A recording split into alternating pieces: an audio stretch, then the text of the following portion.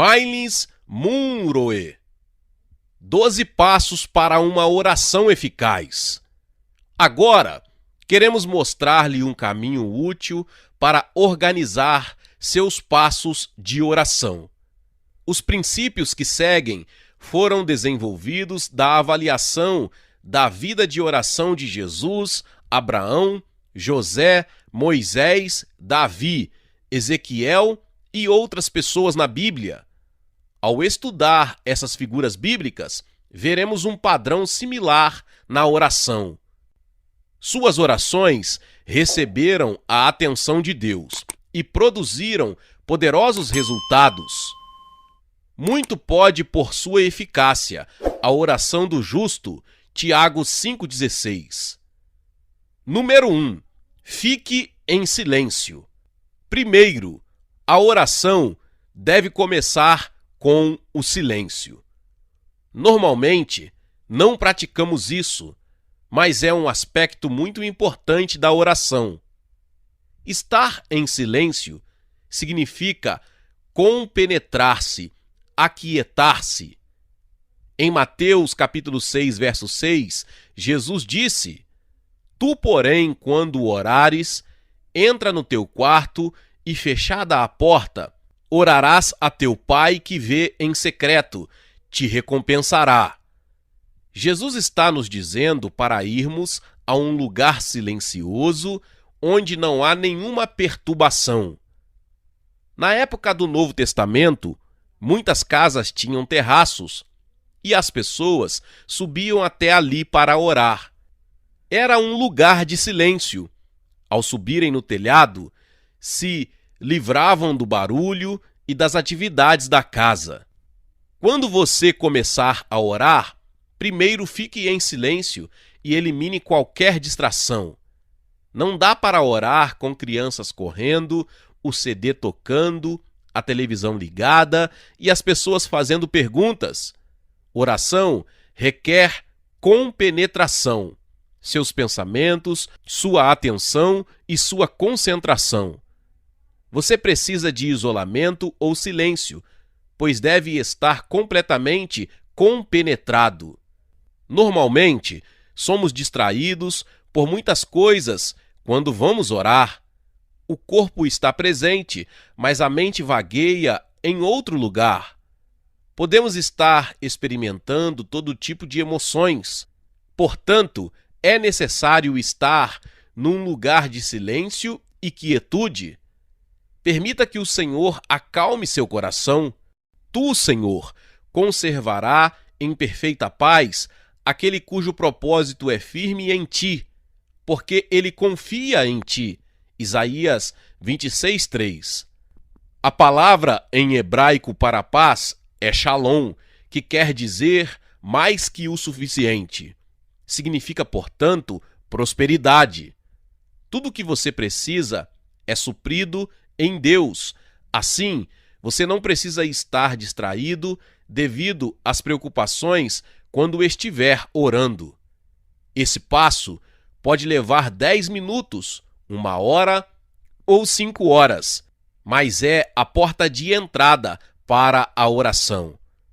Às vezes, ouvimos histórias de pessoas que oram por 10 horas na floresta.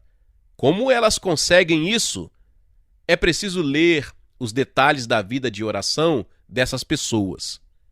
Elas passam 2 ou 3 horas caminhando para se livrarem de todos os pensamentos que levam a distrações. Então, quando você estiver na presença do Senhor, em um local privado, fique quieto e nada ouça senão a Deus. Deixe seu coração descansar e vá a um lugar de silêncio. Ali, você estará orando realmente. Frequentemente, tentamos apressar esse processo. A Bíblia diz: aquietai-vos e sabei que eu sou Deus, sou exaltado entre as nações, sou exaltado na terra. Salmos 46:10. Nesse sentido, podemos dizer: a oração é a expressão da dependência que o homem tem de Deus em todas as circunstâncias. Eu quero incentivá-lo a gastar tempo em silenciosa contemplação diante do Senhor. Está tudo bem se você não disser nada. Muitas vezes já começamos a falar sobre os fatos do dia e todo tipo de coisas que ouvimos. A princípio, fique quieto e compenetrado para a sua oração. Se tentar orar com o espírito, a alma, o corpo e as emoções separados, então você não é não está unificado. Você será incapaz de orar pela vontade de Deus com um único propósito. O silêncio ajuda a trazer a unidade de coração e de propósito de um ser humano com Deus. Em segundo lugar, adore. O segundo passo para a oração é a adoração. Esse passo corresponde à santificação do nome de Deus, mencionado por Jesus na sua oração do Pai Nosso. Veja Lucas 11, 2. Adoração significa honra a Deus. Quando você ama alguém, você expressa como essa pessoa é preciosa para você. A primeira parte do Salmo 95 é uma boa passagem das Escrituras para este propósito. Penso que daria uma linda canção de louvor. De fato, você poderia musicar esse salmo e cantá-lo o dia inteiro. Vinde, cantemos ao Senhor, com júbilo, celebremos o rochedo da nossa salvação. Saiamos ao seu encontro com ações de graças. Vitoriemo-lo com salmos, porque o Senhor é Deus supremo e o grande Rei acima de todos os deuses. Nas suas mãos estão as profundezas da terra, e as alturas dos montes lhe pertencem. Dele é o mar, pois ele o fez, obra de suas mãos, os continentes. Vinde, adoremos e prostemo-nos, ajoelhemos diante do Senhor que nos criou. Ele é o nosso Deus, e nós, povo do seu pasto e ovelhas de sua mão. Salmos 95, do 1 ao 7. Que grande canção de adoração! Venha, ajoelhemo-nos em oração. Vamos adorar a Deus por quem Ele é, Rei de toda a terra, nosso Criador, nosso Salvador, nosso tudo. Comece louvando e adorando a Deus, bendizendo seu nome, descrevendo-o e dizendo como você o vê. Você pode dizer: Senhor, Tu és poderoso, tremendo, magnífico, onipotente, incomparável. Tu és Deus acima de tudo e de todos, maravilhoso e misericordioso. Tu és meu conselheiro. Tu és perfeito, Tu és permanente. Tua força jamais tem fim. Tu és o eterno. Tu estás acima de tudo e de todas as coisas. Tudo recebe significado porque vem de ti, Senhor. Tu és poderoso. Nada se compara ao teu poder. Somente tu és Deus, o único Deus de sabedoria, e ninguém é tão sábio quanto tu. Todo conhecimento está em ti. Tu e ninguém mais sabe tudo sobre mim. Tu entendes as coisas que nós não podemos entender. Tu és maior e mais profundo que nossos problemas. Na tua presença não temos problemas. Tu és tudo e por meio de todos não há ninguém que se possa comparar a ti, Senhor. Em terceiro lugar, confesse. O próximo passo é a confissão. Eu ensinava em um curso sobre a oração no Ministério Cristo para as Nações, todos os semestres, por cerca de 3 anos, quando frequentava a Universidade Oral Roberts. Quando estava ministrando esses passos aos alunos, um deles perguntou: não deveríamos ter começado com a confissão? Eu respondi: Se você fizesse assim, não saberia o que confessar. Muita gente aprendeu que a confissão é trazer à lembrança os pecados do passado, sentindo remorso, ficando emocionado e assim por diante. Esse não é o centro da confissão. A confissão tem um conceito bem diferente. Significa concordar com Deus sobre o que Ele diz sobre você e para você. Você somente pode concordar com Deus quando é capaz de ouvir o que Ele lhe está falando. Isso nos leva de volta à adoração. Ao entrar na presença de Deus pela adoração, Ele não vai começar a lidar com outras pessoas primeiro. Ele vai brilhar a sua luz em lugares que você nem imaginava que Ele soubesse. Ele vai expor certas coisas e você vai pensar: espero que ninguém saiba o que estou pensando. Se soubessem o que Deus tem falado comigo, elas nem ficariam perto de mim. Deus nos diz: eu não quero que você se condene, quero que você me diga que estou certo. Estou certo? É pecado? Se for, você então deve concordar comigo que isso é errado e parar de fazê-lo. A confissão acontece quando Deus aponta algo em sua vida e diz: livre-se disso, ou diz: isso é rebelião, ou você sabe que não poderia ter feito isso, ou isso é pecado, e você diz: sim, Senhor, o Senhor está certo. Não quero mais isso. Coloque sua confiança nele para que ele o capacite a andar pelo Espírito. Digo, porém, andai no Espírito e jamais satisfareis a concupiscência da carne. Gálatas 5,16. Quando o Espírito Santo lhe mostra alguma coisa na vida que não está correta, você deve concordar com ele. Se discordar, não está confessando. Vamos olhar essa questão em termos práticos. Suponha que Deus comece a ressaltar os pecados de sua vida, mas você ignore sua iniciativa. Então, certo dia, você vai a uma reunião de oração e o Espírito Santo diz: não me peça nada até que você resolva esta questão. Mas você continua a orar sobre outras coisas. O Espírito Santo então diz: você fez algo errado e ainda não resolveu. Quero que você resolva isso esta noite.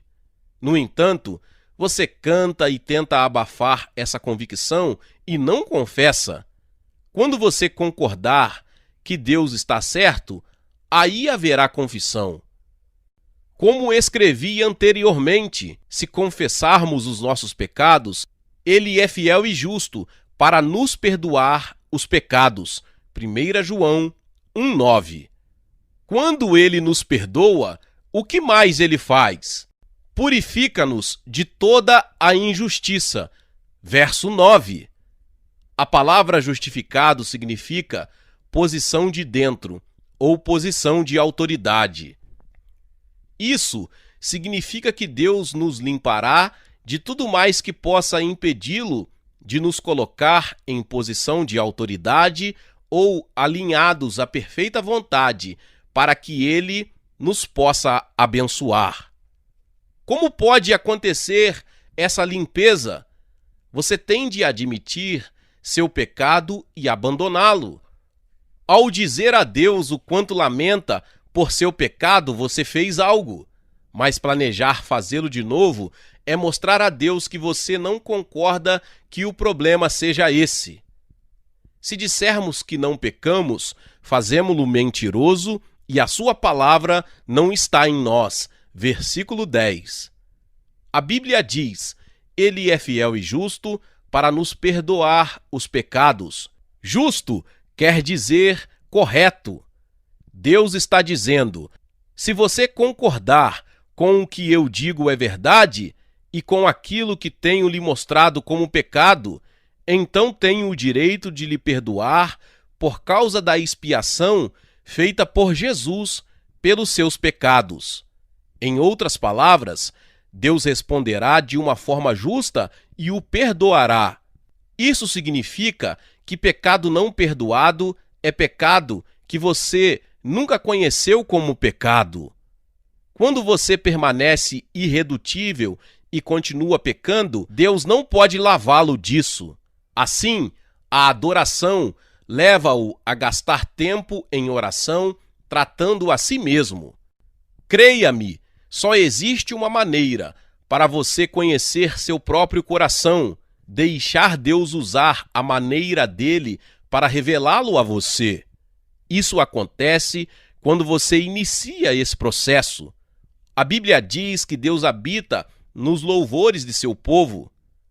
Ao ir ao lugar de silêncio, longe das distrações, e ao começar a adorá-lo, Deus começa a habitar em seu redor.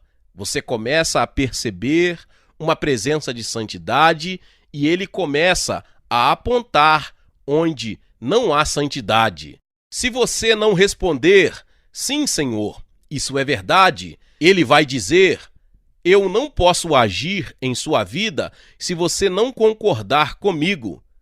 Você está me dizendo que eu estou errado? Deus pode colocar em seu coração o desejo de procurar alguém e dizer-lhe que sente muito pelo ocorrido e lhe pedir perdão. Ele vai dizer: vamos tratar disso ou não? Você está retendo pecado em seu coração e quero que você cuide disso agora. Mas Deus, o Senhor quer que eu o procure? Olhe, você não está entendendo? Isso tem bloqueado sua vida de oração. Davi foi um dos piores pecadores do mundo. Ele cometeu adultério, concebeu um filho fora do casamento e assassinou um homem. Contudo, Deus disse: este é um homem segundo o meu coração. Veja 1 Samuel 13:14, Atos 13:27. Por que Deus disse isso sobre Davi? Se há alguém que confessava rapidamente seu pecado depois de cometido, esse era Davi. Ele sempre foi muito honesto sobre seu pecado, pois não buscava desculpas e admitia que havia pecado contra Deus. Essa coisa maravilhosa tornou sua vida de oração poderosa. Aqui está sua confissão ou sua concordância com Deus. Compadece-te de mim, ó Deus, segundo a tua benignidade, segundo a multidão das tuas misericórdias. Apaga as minhas transgressões, lava-me completamente da minha iniquidade e purifica-me do meu pecado. Pois eu conheço as minhas transgressões e o meu pecado está sempre diante de mim. Pequei contra ti somente, e fiz o que é mal perante os teus olhos, de maneira que serás tido por justo no teu falar e puro no teu julgar. Salmos 51, do 1 ao 4. Quando Davi confessou, ele disse: pequei contra ti somente, e fiz o que é mal perante os teus olhos. Versículo 4. Quando pecamos contra a natureza de Deus e seu caráter, e sua natureza e justiça, seu amor e sua graça. Davi confessou: eu pequei contra ti somente, e fiz o que é mal perante os teus olhos, de maneira que serás tido por justo no teu falar e puro no teu julgar. Tu chamas isso de pecado e está certo, ó Deus. Se você continuar brincando com o pecado e não concordar com Deus com relação a isso, você será destruído pelo pecado. O que você tem desejado jamais acontecerá, pois você mesmo provocará a ruína de seus objetivos. Pense sobre o que Deus está dizendo. Ele diz que a confissão não significa meramente trazer à memória seu passado, mas concordar e obedecer imediatamente quando ele mostrar que você está errado. Então, Deus se aproximará de você e dirá: eu gosto desta pessoa. Ela é alguém segundo o meu coração. Ela tem a mente semelhante à minha e não pode suportar o engano. Se você fez algo errado, confesse isso rapidamente. Eu pratico esse princípio porque é algo que aprendi bem cedo na vida cristã. Trabalhei como capelão na Universidade Oral Roberts por alguns anos.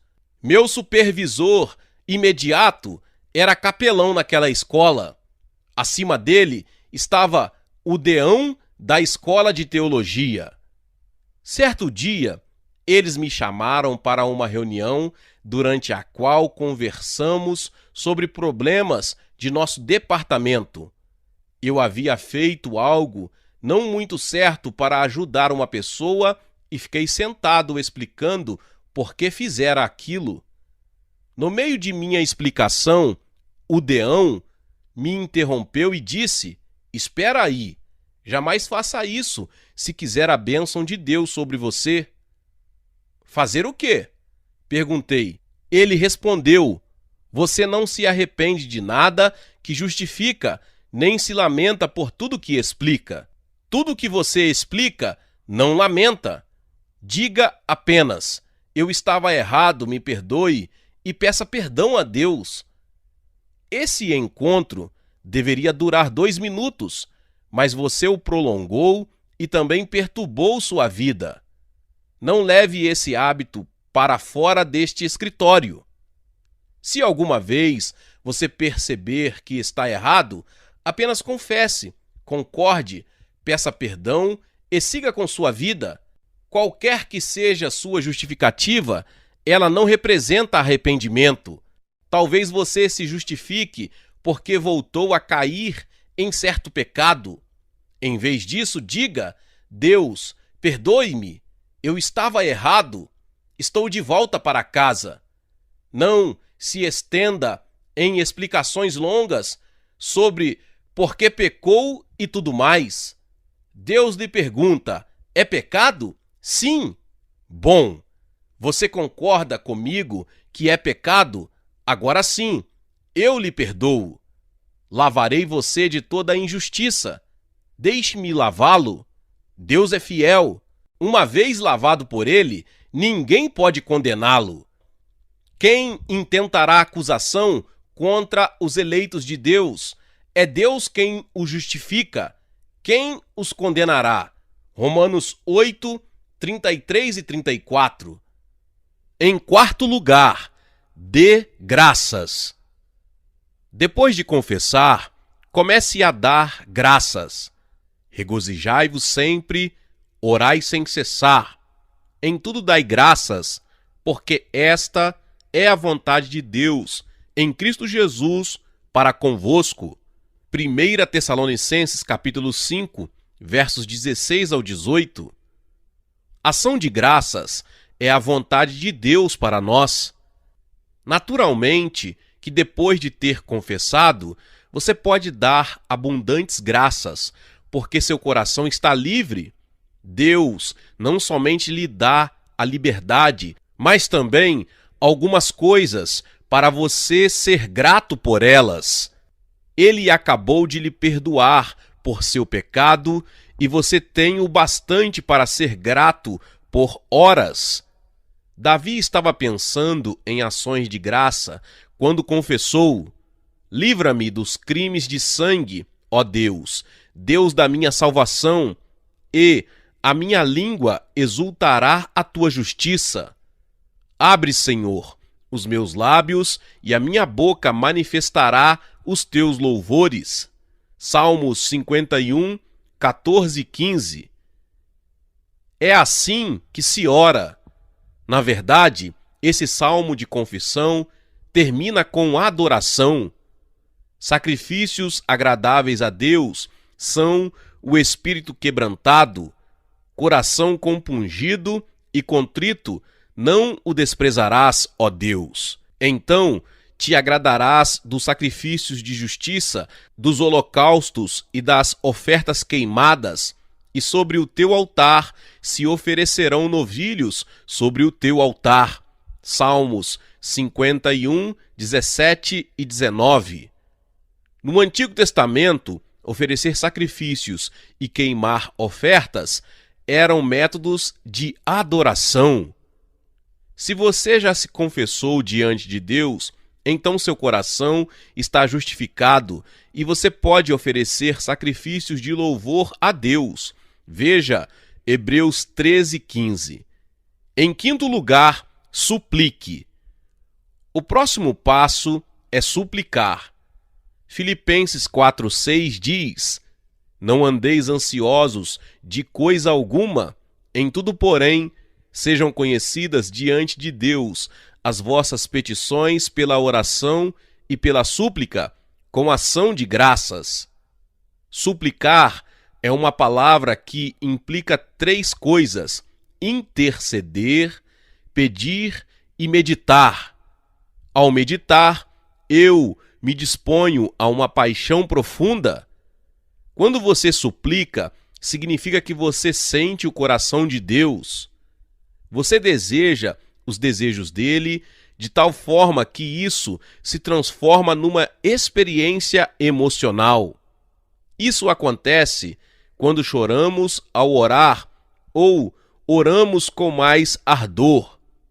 É uma experiência emocional, fruto de uma suplantadora experiência com Deus. Ele lhe mostra alguns de seus sentimentos e você se torna unificado com seus propósitos e desejos. A súplica é um extrapolar natural das ações de graças. Ao dar graças, normalmente você é levado a suplicar, porque ações de graças agradam a Deus e ele lhe revela o que está no coração dele. Em sexto lugar, especifique seus pedidos e suas orações. O próximo passo é especificar suas preces. A oração não é uma varinha mágica, mas uma comunicação muito articulada, racional e intelectual. É uma verdadeira arte. Um advogado deve estudar muito antes de se colocar diante de um juiz e apresentar seu caso. É comum se ouvir o promotor ou o advogado dizer: irrelevante. Quando chegamos diante de Deus com nossos pedidos de coisas que queremos que Ele faça, devemos estar certos de que o que lhe pedimos tem relevância para Ele. É por isso que Deus tem muitos nomes. Você deve se dirigir a Ele de forma bem específica, de acordo com suas petições particulares. Se você quiser paz, invoque-o como Jeová Shalom, o Senhor é nossa paz, e em vez de Jeová Jirê, o Senhor é nosso provedor. Se você precisa de cura, é Jeová Rafá, o Senhor é quem cura. Senhor, neste caso específico, eu preciso que tu sejas Jeová Rafá. Estou legalmente apelando por cura. Não preciso de um carro agora, pois não posso nem mesmo dirigi-lo. Tu dizes na tua palavra que se seguirmos teus mandamentos, o Senhor afastará de mim toda a enfermidade. Deuteronômio 7,15. Portanto, especifique suas petições, reconhecendo o nome de Deus e sua palavra. Uma forma de fazer isso é escrever junto aos seus pedidos de oração as escrituras que você vai usar quando orar. Repetindo, a oração deve ser intencional e prática. Não é algo que se lança a ermo. É bom ter as coisas escritas bem especificamente. Então, quando você orar sobre sua lista de petições, Deus saberá que há uma intenção e um pensamento por trás de seus pedidos. Quando você ora por qualquer pedido e está orando de acordo com a palavra de Deus, Ele mandará ajuda para cada pedido. Esta é a confiança que temos com Ele, que se pedirmos alguma coisa, segundo a sua vontade, Ele nos ouve. E se sabemos que nos ouve quanto ao que lhe pedimos, estamos certos de que obtemos os pedidos que lhe temos feito. 1 João capítulo 5, versos 14 e 15. Em sétimo lugar, firme-se nas promessas de Deus. Este passo tem a ver com o anterior. Está firmado em suas promessas. Porque quantas são as promessas de Deus, tantas tem nele o sim, porquanto também por ele é o amém, para a glória de Deus, por nosso intermédio. 2 Coríntios capítulo 1, verso 20. Firme-se nas promessas de Deus, ao levar diante dele a sua palavra, aplicando-a ao pedido particular que você estiver fazendo. Quando Jesus queria ministrar ao povo, ele nunca presumia o que eles precisavam. Ele lhes perguntava. Então, parando Jesus, chamou-os e perguntou: que quereis que vos faça? Mateus 20, 32. Deus responde a pedidos específicos, baseado em suas promessas. Vamos ver alguns exemplos disso. Bartimeu era um cego e estava mendigando ao longo da rua. Ao ouvir que Jesus estava se aproximando, ele disse: Jesus, filho de Davi, tem compaixão de mim? Marcos 10, 47. Jesus foi até ele e lhe disse: que queres que te faça? Marcos 10, 51.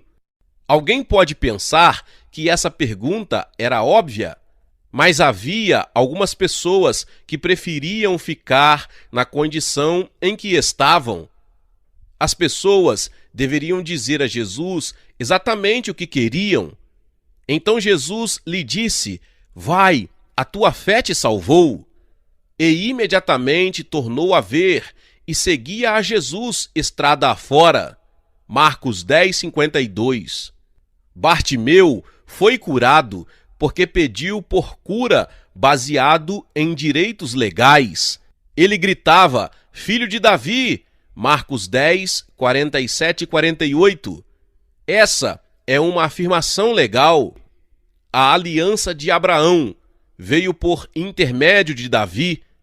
As Escrituras dizem que o Messias viria da linhagem de Davi e o seu trono duraria para sempre. Isaías capítulo 9, versos 6 e 7.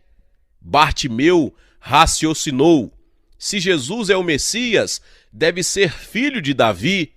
Se ele é o filho de Davi, então cada promessa da aliança que Deus fez a Abraão, Moisés e Davi poderá se cumprir por intermédio dele. Assim, ele disse: Jesus, filho de Davi, tem compaixão de mim? Marcos 10, 47 e 48. E Jesus lhe disse: vai, a tua fé te salvou. Versículo 52. O homem mereceu a cura porque pediu especificamente por intermédio das promessas. Da mesma forma, devemos nos firmar nas promessas quando orarmos. Agora, vamos ver o caso em que a pessoa curada não pediu a Jesus pela cura, mas ainda assim foi curada, e a cura foi baseada nas promessas. Num dia de sábado, Jesus foi a uma sinagoga, levantou-se e leu as Escrituras. Havia uma mulher na multidão que tinha um problema nas costas. A Bíblia diz que ela era encurvada e mal conseguia se erguer. Jesus colocou os olhos nela, chamou-a, colocou suas mãos sobre ela e a curou. E a Bíblia diz: impondo-lhes as mãos, ela imediatamente se endireitou e dava glória a Deus. Lucas 13, 13. O líder do templo e os outros líderes religiosos começaram a murmurar entre si, dizendo: como ele ousa curar no sábado? Jesus voltou-se para eles e lhes disse: por que motivo não se devia livrar desse cativeiro em dia de sábado esta filha de Abraão, a quem Satanás trazia presa há 18 anos? Lucas 13:16. O que Jesus estava fazendo? Ele estava jogando fora pilhas de evidências. De alguma forma, temos a impressão de que se parecermos doentes, Deus vai sentir pena de nós e nos curar. Mas mesmo que essa mulher parecesse terrivelmente doente, ela não seria curada até que uma ação legal acontecesse. Jesus disse: "Esta filha de Abraão". Essa é uma frase poderosa. Em outras palavras, ela possuía o direito de ser curada e libertada de acordo com a promessa de Deus. Jesus não a curou somente porque era sábado.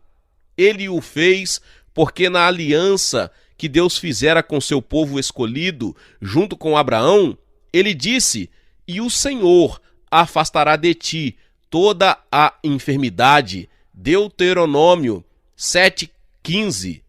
Pedimos a Deus para nos curar, porque estamos feridos, e Ele tem compaixão de nós e nos cura. Veja Mateus 14:14. Porém, a principal razão de sermos curados é darmos a Ele evidências de que a cura é nosso direito legal. Em 8º lugar, pleiteie a causa. Em seguida, pleiteie sua causa. Vamos olhar um pouco mais para a palavra pleitear. Pleitear sua causa não significa implorar, gemer e tornar-se puramente emocional. Deus não se impressiona com isso. Ao gritar, tudo que vai conseguir é se cansar. Você não receberá as respostas. A oração é uma prática legal. É algo que se faz exercendo um direito legal merecido porque você está pedindo baseado nas promessas de Deus. Em Lucas 18, na verdade, Jesus disse aos seus discípulos: "Vou lhes ensinar não somente como orar, mas também como receber as respostas de suas orações". Ele revelou como percorremos todo o caminho em oração até vermos a Deus. Jesus começou dizendo: "Havia em certa cidade um certo juiz que não temia a Deus, nem respeitava homem algum". Isto é Deus ensinando sobre a oração, e ele nos diz: para ilustrar, pense em alguém que nunca se importou com Deus e não respeita a sua situação. Imagine-se tendo de pedir alguma coisa para esse tipo de pessoa. Ele usou o pior exemplo de situação. Acho que ele queria ilustrar o fato de que a oração nada tem a ver com Deus gostar ou não de você. Nós dizemos: "Senhor, se tu me amas, abençoa-me". A resposta de Deus é: "Eu lhe abençoo por 2 motivos. Primeiro, você se qualifica mediante a fé em minhas promessas e minha justiça. E segundo, porque sou santo e mantenho minha palavra". Jesus então continuou: "Havia também naquela mesma cidade uma viúva que vinha ter com ele dizendo: Faz-me justiça contra o meu adversário". O motivo dele usar como exemplo uma viúva era que na época de Jesus, uma viúva era uma pessoa cuja vida era muito difícil. Na cultura de Israel, se o marido morresse, o irmão dele deveria se casar com a viúva, cuidar dela e proteger o nome do irmão. Dessa forma, ela não teria de ir para a rua mendigar, trazendo desgraça ao nome da família. Se o segundo irmão morresse, o terceiro assumiria, assim por diante. Se uma mulher estivesse viúva, era porque já não mais havia cunhados. Ela não possuía mais parentes que cuidassem dela. Portanto, quando Jesus ensinou sobre a oração, ele usou o pior cenário para descrever não apenas o único que é a resposta para a oração, mas também a pessoa que estava orando. Deixe-me esclarecer por que a viúva é tão importante para essa ilustração. Deus deseja que você ore com uma atitude que diga: Tu és o único que pode me ajudar. Frequentemente oramos pela ajuda divina, mas temos um plano de emergência só para garantir. Deus diz: você pode orar o quanto quiser. Não vou responder até que você não tenha outro lugar para recorrer, até que você saiba que eu sou o provedor. Deus não quer ser usado como o pneu estepe. Dizemos: se não conseguir ajuda de nenhuma fonte, eu apelo para Deus. Mas Deus diz: espere um minuto, eu não sou uma opção. Aquela mulher não tinha opção, nenhuma alternativa. Às vezes, nos encontramos em situações similares. Senhor, se tu não me ajudares, vou perder esta casa. Precisamos depender completamente dele. Jesus continuou dizendo: e por algum tempo não quis atender. Quanto tempo? Não é dito. Quando oramos, às vezes a resposta não vem imediatamente, mas isso não quer dizer que não esteja a caminho. As pessoas podem lhe perguntar: quanto tempo você vai acreditar que isso vai acontecer? Por algum tempo. Quanto tempo é isso? Não sei. Vou insistir até conseguir, porque quem tem coração puro verá a Deus. Sem santidade, sem determinação, ninguém verá a salvação de Deus. Jesus concluiu sua história com: e por algum tempo não quis atender, mas depois disse consigo mesmo: bem que não temo a Deus, nem respeito homem algum. Todavia, como esta viúva me importuna, julgarei sua causa para não suceder que por fim venha molestar-me. Acaso o juiz disse: vou ver se ela vai parar? Não! Ele usou o termo legal: hei de fazer-lhe justiça, que por direito é dela. Deus não pode mentir, portanto, ele cumpre tudo o que tem prometido. É a integridade de seu nome e de sua palavra que nos leva a ser persistentes na oração. Deus não é homem para que minta, nem filho do homem para que se arrependa. Porventura, tendo ele prometido, não o fará? Ou tendo falado, não o cumprirá? Números 23:19. Jesus então explicou a parábola, e disse o Senhor: considerai no que diz este juiz iníquo.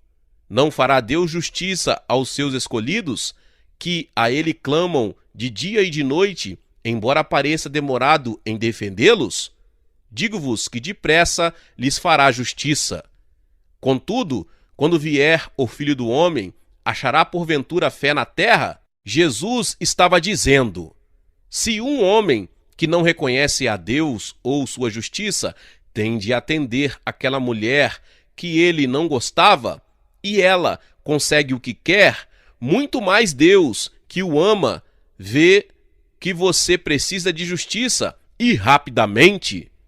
Em outras palavras, Deus não vai levar tanto tempo quanto o juiz iníquo, que não gostava das pessoas. Ele fará justiça aos seus escolhidos, aqueles que receberam suas promessas como herança espiritual. Jesus acrescentou: quando, porém, vier o Filho do Homem, achará porventura fé na terra? Fé é crer nas promessas de Deus. As pessoas oram, mas não querem crer até que a resposta venha. Essa palavra nos diz que quando cremos na sua palavra e a usamos de volta como argumento para ele, Deus diz: vou respondê-lo, não porque gosto de você, mas porque sou santo. Portanto, pleiteie sua causa na palavra de Deus e na sua integridade. Em nono lugar, creia. Crer é algo muito difícil para muitos de nós. Na parábola do juiz injusto, acabamos de ver Deus nos dizer que depois de pleitearmos, devemos crer. Pedir não significa necessariamente receber. Leia cuidadosamente as palavras de Cristo nessa passagem de Marcos 11. Este é outro mini seminário sobre oração.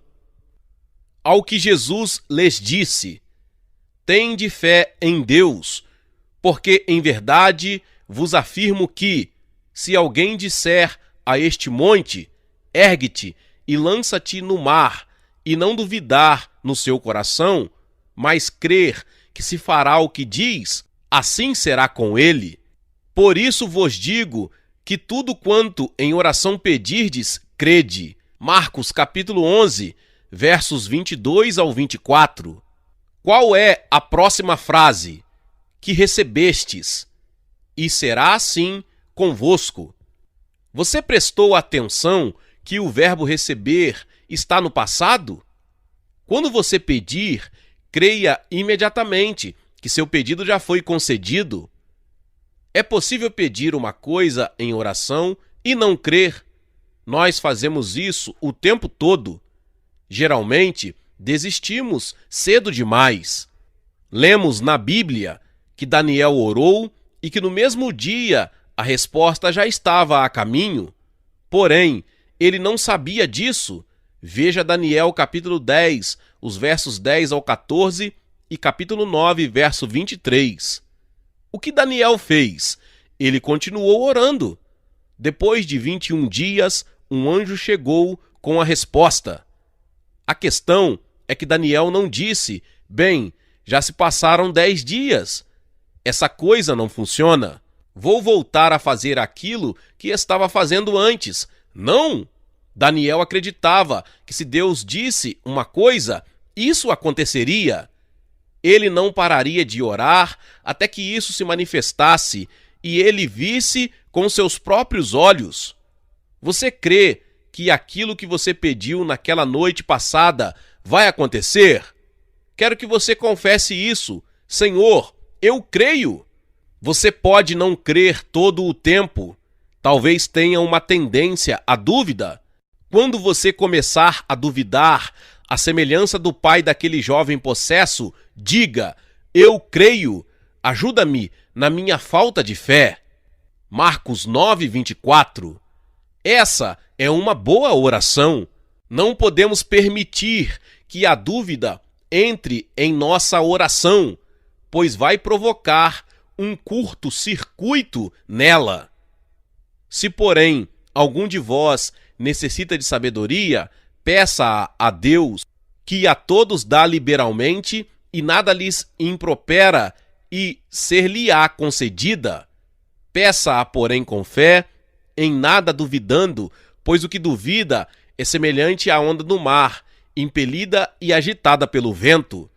Não suponha esse homem que alcançará do Senhor alguma coisa, homem de ânimo dobre, inconstante em todos os seus caminhos. Tiago capítulo 1, versos 5 ao 7. Em vez disso, ao crer que você já recebeu o que pediu, será seu. Em 10º lugar, dê graças. Depois de crer, ofereça novamente ações de graças. Vamos comparar as duas ações de graças. Há uma progressão na oração. A primeira ação de graças expressa sua apreciação pela misericórdia e pelo perdão de Deus. A segunda ação de graças é pela grande demonstração de fé. Você agradece a Deus por aquilo que ainda não vê, mas crê que já está feito. Isso requer fé. Se você crê que, por sua oração, já recebeu aquilo que pediu, então vai começar a agradecer a Deus. Não devemos esperar as manifestações de nossas respostas para somente depois expressar nossa gratidão. Na verdade, você não mostra a Deus que realmente crê até o momento que começa a agradecer. Agimos assim com as pessoas, mas com Deus não. Por exemplo, suponha que você vai ao banco para conseguir um empréstimo e fale com o gerente. O banqueiro aprova o empréstimo e diz: considere fechado. O dinheiro será depositado em sua conta. Você não vê o dinheiro, não sabe se ele já autorizou ou não, mas o que você diz? Muito obrigado. Então, Você vai e fecha seu negócio baseado na palavra do gerente. Deus diz: faça o mesmo comigo. Agradeça-me antes de o dinheiro aparecer no seu extrato. Por quê? Porque se crermos em Deus, a resposta virá. Muitas vezes, nós mesmos bloqueamos as respostas às nossas orações. A resposta estava a caminho, mas saímos dizendo: não vou mais perder meu tempo acreditando nisso, de jeito nenhum. E o que acontece? Não suponha esse homem que alcançará do Senhor alguma coisa. Tiago 1,7. Não bloqueie suas orações, comece a agradecer e agradeça a Deus até a resposta se manifestar. Se alguém lhe perguntar amanhã como estão as coisas, diga: estou agradecendo a Deus pelo que ele já fez. Se alguém lhe perguntar como você está se sentindo, diga: muito bem. Por quê? Estou agradecendo a Deus pelo que ainda será manifestado. Ao responder isso, você estará atraindo anjos. A Bíblia diz: não são todos eles espíritos ministradores enviados para serviço a favor dos que hão de herdar a salvação? Hebreus 1,14. Você pode encerrar todos os momentos de oração com ação de graças, porque o que foi pedido já foi recebido, apenas ainda não foi revelado para que seja visto. Em 11º lugar, viva com expectativas. Continue em espírito de ação de graças enquanto espera a resposta de sua oração. Não se esqueça daquilo pelo que tem orado. Minha vida mudou desde que apliquei esse princípio. Quanto mais caminho com o Senhor, mais Ele me ensina verdades fundamentais que têm grande valor em minha vida. Se você crê que será abençoado financeiramente e espera pela bênção de Deus, então sugiro que faça algo parecido com o que eu mesmo fiz. Alguns anos atrás, eu disse ao meu gerente: quero abrir uma conta nova. Ele perguntou: para quê? Eu respondi: para uma coisa que eu estou aguardando.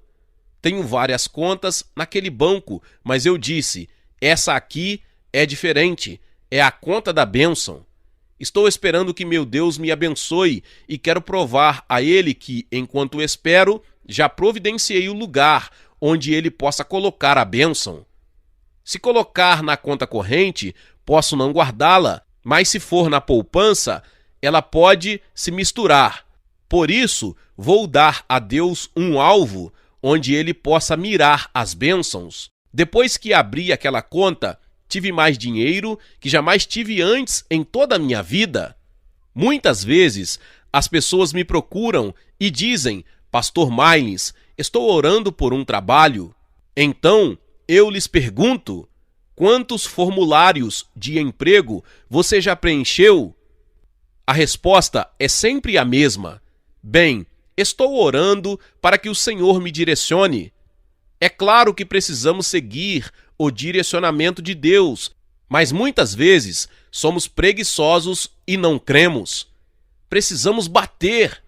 Se você crê que Deus vai lhe dar um trabalho, preencha cada ficha possível, pois Deus vai usar uma delas para abençoá-lo. Se o empregador não souber onde você está, como ele vai lhe chamar para a entrevista? Viva na expectativa. Se você pediu a Deus um carro para que possa ir até a igreja e louvá-lo e crê que ele o ouviu, vá até a agência de veículos. Não volte à igreja dizendo: bem, o Senhor proverá. Vá até a agência dar uma olhada nos carros. Por quê? Porque você espera que Deus faça algo. Talvez você esteja orando por seu futuro cônjuge. Revele o seu melhor. Essa pessoa pode aparecer hoje. Se você não tiver expectativa, é sinal de que não crê. Faça os preparativos para a sua resposta. Talvez esteja orando por um armário novo. Creia em Deus e depois abra o espaço para colocar o armário dentro de sua casa. Você precisa que Deus o abençoe com roupas novas este ano? Comece a doar as roupas velhas. Se alguém perguntar: o que você está fazendo? Diga: estou abrindo espaço para minha resposta. Efésios 3:20 diz: ora, aquele que é poderoso para fazer infinitamente mais do que tudo quanto pedimos ou pensamos, conforme o seu poder que opera em nós. Em 12º lugar, pratique uma fé ativa. O último passo é praticar uma fé ativa que demonstre que você está vivendo uma expectativa. É o que Jesus quis dizer com buscai e batei. Em Lucas capítulo 11, verso 1, quando os discípulos pediram: Senhor, ensina-nos a orar, ele ensinou-lhes um modelo de oração. O 9º verso é parte desse discurso sobre a oração. E por isso vos digo: pedi e dar-se-vos-á, buscai e achareis, batei e abrir-se-vos-á. Jesus está nos dizendo: não pare depois de orar, levante-se e vá atrás de seu pedido. Você encontrará o que buscou. Pode ser que esteja por trás de portas fechadas. Se esse for o caso, bata. Se você crê que algo é seu ou deveria ser seu por direito, nenhuma porta ou barreira pode impedir que você tenha o que Deus já lhe deu. Quando o diabo tentar retê-lo, continue insistindo até que a porta caia no chão. De acordo com a palavra de Deus, se você bater, vai acontecer. Esse é o significado da oração ativa. Mais uma vez repito, se você depositou sua fé em Deus numa nova casa, vá procurá-la. Dê uma volta de carro na vizinhança para ver o tipo de casa que você quer. Use sua fé na proporção de sua confissão. Diga: Deus, eu creio que tu estás neste negócio. Ligue para os corretores e pergunte o que vocês têm no mercado. Peça às pessoas que moram na região que o informem caso saibam de alguma casa à venda. Às vezes, as bênçãos vêm por intermédio de bens que nos são repassados de seus antigos donos. Gostaria de compartilhar com você o que o Senhor tem falado comigo sobre bens reutilizados. Quando os israelitas chegaram a Canaã, eles precisavam de um lar. Os cananeus já estavam morando lá. Por que Deus os expulsou e recolocou Israel em seu lugar? Porque os cananeus eram o povo mais diabólico, pagão e ímpio de toda a Bíblia. Milhares de bebês morriam todos os anos nas mãos dos sacerdotes cananeus. Quando um cananeu queria boa sorte, levava seu bebê para ser sacrificado. O sangue de uma criança escorria pela terra, e assim a terra se corrompeu com essas práticas cananeias. Eles perderam a terra porque abusaram dela. Esse princípio básico ainda permanece até hoje. Há pessoas que não vivem corretamente de suas propriedades, lhes são retiradas. Essas propriedades são dadas por Deus aos justos. No entanto, preste bastante atenção. Essa propriedade precisa ser usada para abençoar não somente nós mesmos, mas também os outros, porque senão também poderemos ser removidos. Você se lembra do que aconteceu quando os israelitas começaram a corromper a terra com suas abominações? Deus disse, essencialmente: eu vou espalhar vocês pelas nações. Entretanto, ele também disse: se me obedecerem, eu os trarei de volta. Veja Neemias capítulo 1, versos 8 e 9. Portanto, pratique uma fé ativa e continue a viver diante de Deus em santidade e verdade. Deus o abençoará quando você pedir, buscar e bater. Cresça na graça e no conhecimento. À medida que você aprender a orar conforme o que a Bíblia ensina, você vai se tornando um cristão mais poderosamente eficaz. Use esses 12 passos como um guia para a oração e certifique-se de que sua vida está de acordo com os propósitos e a vontade de Deus. Fico muito animado com o que Deus pode fazer em sua vida se você aplicar esses princípios e crescer na graça e no conhecimento de Deus e seus caminhos. Vamos orar juntos. Pai Celestial, obrigado por nos dar os princípios da oração em sua palavra. No Salmo 119:15 está escrito: meditarei nos teus preceitos e às tuas veredas terei respeito. Não permita que nos afastemos de suas verdades e as esqueçamos. Ajude-nos a estudar esses princípios e considerar cuidadosamente seus caminhos conforme revelados em sua palavra. Encoraje-nos a caminhar em passos de fé e colocar esses princípios em nossa vida. Enquanto fazemos, agradecemos-lhe por responder nossas orações e fazer infinitamente mais do que tudo quanto pedimos ou pensamos, conforme o seu poder que opera em nós. Efésios 3:20. Nós oramos em nome de Jesus, o mediador da nova aliança. Amém. Meus irmãos e irmãs, Deus abençoe a vida de cada um que ouviu esta palavra. Talvez você chegou aqui pela primeira vez, ouviu esta palavra e ainda não é inscrito aqui no canal. Se inscreva aqui no canal e ative o sininho das notificações. Todos os dias são postados vídeos abençoados aqui no canal para te abençoar. Deixe também o seu like e não se esqueça de compartilhar esta palavra com mais pessoas. Deus te abençoe e nos vemos nos próximos vídeos. Amém.